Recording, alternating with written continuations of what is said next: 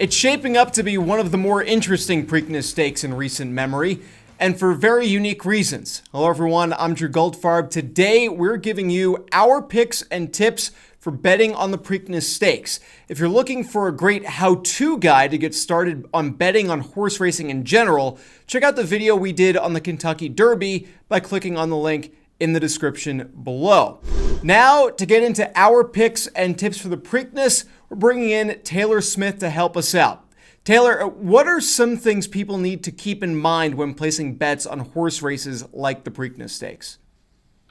So the track is shorter at Pimlico than it is at Churchill Downs. It's 1 3/16 of a mile. And we had 19 horses run at the Derby. There are just 13 in the field for the Preakness. That's actually the biggest field we've had at the Preakness since 2011, but obviously still considerably smaller than the Derby. It's also worth noting that since 1983, there have been only 4 Preakness winners that did not also participate in the Derby.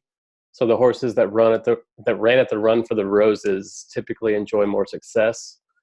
Just 4 of the 13 horses in the field this week ran at the Derby 2 weeks ago, though. Yeah, this year's race is going to be without both the horse that crossed the finish line first from this year's Kentucky Derby, as well as the horse that was deemed the winner of the Derby after the disqualification. That has to make for some pretty unique circumstances, no? Yeah, it's the first time in 23 years that the Derby winner will be sitting out the Preakness. Obviously, that takes quite a bit of luster out of the race. We've seen 2 horses win the Triple Crown in the last 4 years, so we're a little bit spoiled in that regard. But yeah, the Preakness is always a little more fun when the Derby winner is actually participating. So, it's still happening, but there's not as much hype this time around. Yeah, the horses that were win, place, and show, and the horse that was DQ'd that finished in first originally, all not participating in this weekend's race. But with the field in place, which horses do the odds makers favor, and who do you like to come away with a win in the race on Saturday?